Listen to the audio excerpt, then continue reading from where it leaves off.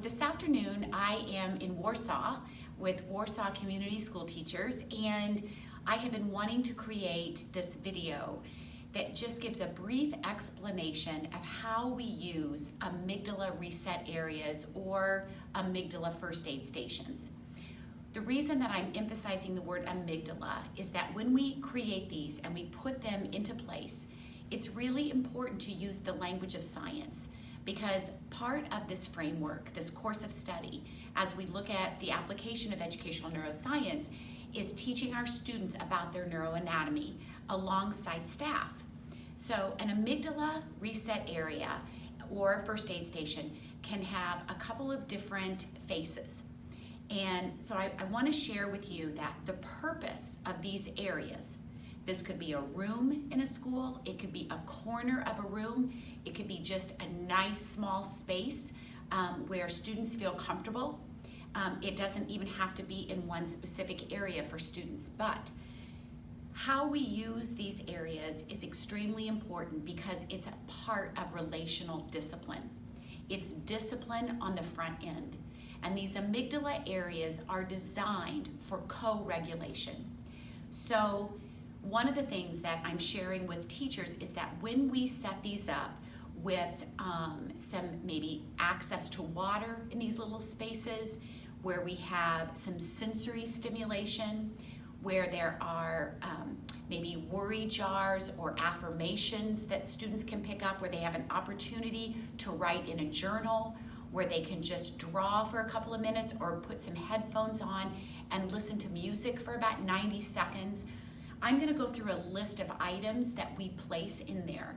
But I also want to share with you that this amygdala area is not to be used in punitive ways, and it can turn into that very quickly, because in the moment when a child begins to feel or show signs of dysregulation, we want to make sure that we've taught and prepared students how to use this room in a neutral time before they reach that point of irritation or agitation.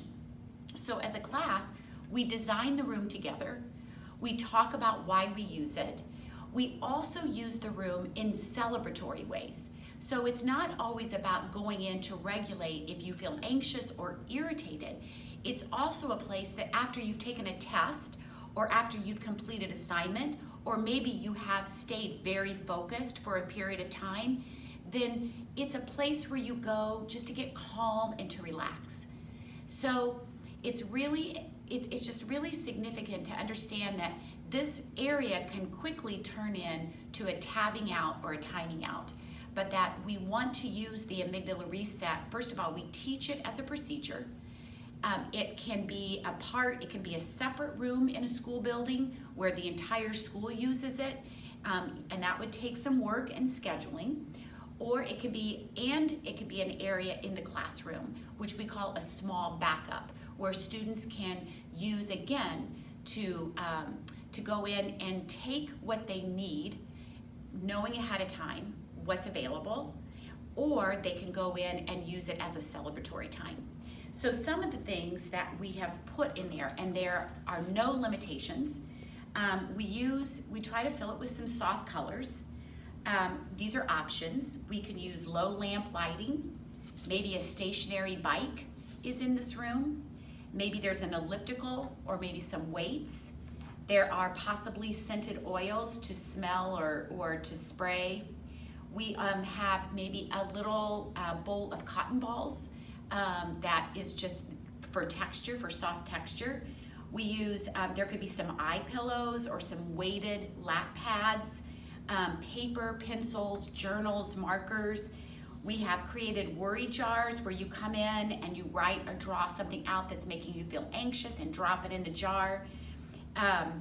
There's also an opportunity for a teacher or someone who is also prepared to write back to the student if they've dropped a worry in and they want a response, so kind of a pen pal activity, which is also what we call like a letter jar. We also are putting in there opportunity to have maybe some water, possibly an aquarium could go in there, an affirmation wall of some things that students, can look at and see that, really validate some positivity. We can use those mindful, have a stack of maybe some mindful coloring pages or large sheets of paper for artwork. Hand lotion, scented or unscented.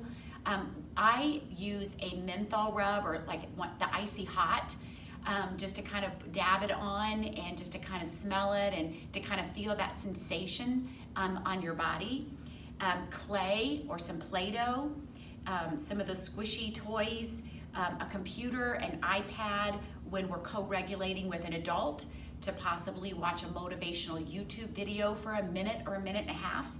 Mints, some chewing gum, some pulse meters for students to track what their pulse rate was when they came in, and maybe 2 minutes later track it again to see how it's changed and how it's lowered.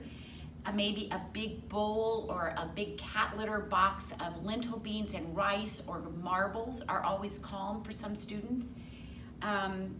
Puzzles and some brain books, some really fun, like what to know about your brain, or maybe a list of some Centis videos that they can choose from. We also keep dual brain sheets in there, where when they feel like they're ready, they might write out what just happened, what are 2 adjustments you can make. And I also want to finally emphasize that this area is also to be used for teachers to take care of their brain state. In an ideal, it would be great to have a student room and an educator room, but that's not always the case. So making sure in this upcoming school year that we've got a space for our staff to go to for the exact same reasons, celebratory or regulatory, and to make sure that we are caring for one another, and this is taught as a procedure ahead of time. That's part of this framework.